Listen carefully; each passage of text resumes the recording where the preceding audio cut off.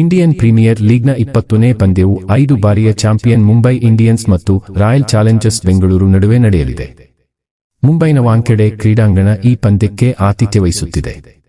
ಒಂದೆಡೆ ಆರ್ಸಿಬಿ ಈ ಸೀಸನ್ನ 3ನೇ ಗೆಲುವಿನ ಮೇಲೆ ಕಣ್ಣಿಟ್ಟಿದ್ದರೆ, ಮುಂಬೈ ಇಂಡಿಯನ್ಸ್ ಈ ಸೀಸನ್ನ 2ನೇ ಪಂದ್ಯವನ್ನು ಗೆಲ್ಲುವ ಗುರಿಯನ್ನು ಹೊಂದಿದೆ. ಗುಜರಾತ್ ಟೈಟಾನ್ಸ್ ವಿರುದ್ಧ ಆಡಿದ ಕೊನೆಯ ಪಂದ್ಯದಲ್ಲಿ ಆರ್ಸಿಬಿ ಸೋಲನ್ನು ಎದುರಿಸಿದರೆ, ಇತ್ತ ಮುಂಬೈ ಕೂಡ ಕಳೆದ ಪಂದ್ಯವನ್ನು ಸೋತಿತ್ತು. ಇದೀಗ ಸೋಲಿನೊಂದಿಗೆ ಬರುತ್ತಿರುವ ಈ ಎರಡೂ ತಂಡಗಳ ಪ್ಲೇಯಿಂಗ್ 11ನಲ್ಲಿ ಬದಲಾವಣೆಗಳಾಗುವ ಸಾಧ್ಯತೆಗಳು ಹೆಚ್ಚಿವೆ.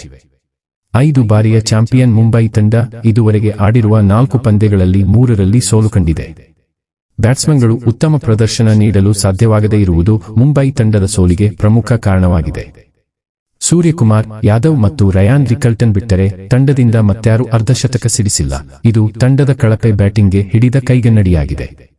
ಇನ್ನು ಕಳೆದ ಪಂದ್ಯದಲ್ಲಿ ಗಾಯದಿಂದ ಹೊರಗಿದ್ದ ನಾಯಕ ರೋಹಿತ್ ಶರ್ಮಾ ಆರ್ಸಿಬಿ ವಿರುದ್ಧ ಆಡುವುದು ಖಚಿತವಾಗಿದೆ.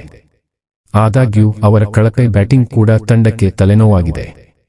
ಇನ್ನು ಬೌಲಿಂಗ್ ಬಗ್ಗೆ ಮಾತನಾಡುವುದಾದರೆ, ಮುಂಬೈ ಇಂಡಿಯನ್ಸ್ ತಂಡಕ್ಕೆ ಪ್ರಮುಖ ವೇಗದ ಬೌಲರ್ ಜಸ್ಪ್ರೀತ್ ಬುಮ್ರಾ ಆರ್ಸಿಬಿ ವಿರುದ್ಧದ ಪಂದ್ಯಕ್ಕೂ ಮುನ್ನ ತಂಡವನ್ನು ಸೇರಿಕೊಂಡಿರುವುದು ಒಳ್ಳೆಯ ಸುದ್ದಿಯಾಗಿದೆ.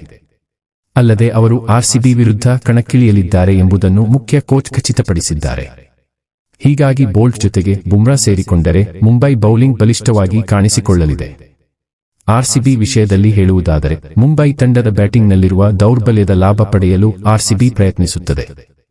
ಕೆಕೆಆರ್ ವಿರುದ್ಧ 59 ರನ್ ಗಳಿಸಿದ್ದನ್ನು ಬಿಟ್ಟರೆ ವಿರಾಟ್ ಕೊಹ್ಲಿಗೆ ಉತ್ತಮ ಪ್ರದರ್ಶನ ನೀಡಲು ಸಾಧ್ಯವಾಗಿಲ್ಲ. ಹೀಗಾಗಿ ಕೊಹ್ಲಿಯಿಂದ ತಂಡವು ಉತ್ತಮ ಪ್ರದರ್ಶನವನ್ನು ನಿರೀಕ್ಷಿಸುತ್ತಿದೆ. ಆರ್ಸಿಬಿ ತಂಡವು ಬೃಹತ್ ರನ್ ಗಳಿಸಲು ಸಮರ್ಥ ಬ್ಯಾಟ್ಸ್ಮನ್ಗಳನ್ನು ಹೊಂದಿದೆ. ಫಿಲ್ ಸಾಲ್ಟ್ ಮತ್ತು ದೇವದತ್ ಪಡಿಕ್ಕಲ್ ಅವರಂತಹ ಬ್ಯಾಟ್ಸ್ಮನ್ಗಳು ತಂಡಕ್ಕೆ ಭರ್ಜರಿ ಆರಂಭ ಒದಗಿಸಿದರೆ, ನಾಯಕ ರಜತ್ ಪಾಟಿದಾರ್ ಕೂಡ ದೊಡ್ಡ ಹೊಡೆತಗಳನ್ನು ಆಡುವಲ್ಲಿ ನಿಪುಣರು. ಆಸ್ಟ್ರೇಲಿಯಾದ ಟಿಮ್ ಡೇವಿಡ್ ಕೊನೆಯ ಓವರ್ಗಳಲ್ಲಿ ಉತ್ತಮವಾಗಿ ಬ್ಯಾಟಿಂಗ್ ಮಾಡಿದ್ದು ತಂಡಕ್ಕೆ ಒಳ್ಳೆಯ ಸೂಚನೆಯಾಗಿದೆ.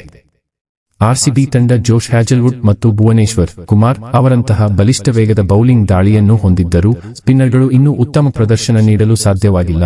ಆರ್ಸಿಬಿ ಪ್ರಸ್ತುತ ಪಾಯಿಂಟ್ಸ್ ಪಟ್ಟಿಯಲ್ಲಿ 3ನೇ ಸ್ಥಾನದಲ್ಲಿದ್ದು, ಗುಜರಾತ್ ಟೈಟನ್ಸ್ ವಿರುದ್ಧದ ಹಿಂದಿನ ಪಂದ್ಯದ ಸೋಲಿನಿಂದ ಚೇತರಿಸಿಕೊಳ್ಳಲು ಪ್ರಯತ್ನಿಸಲಿದೆ.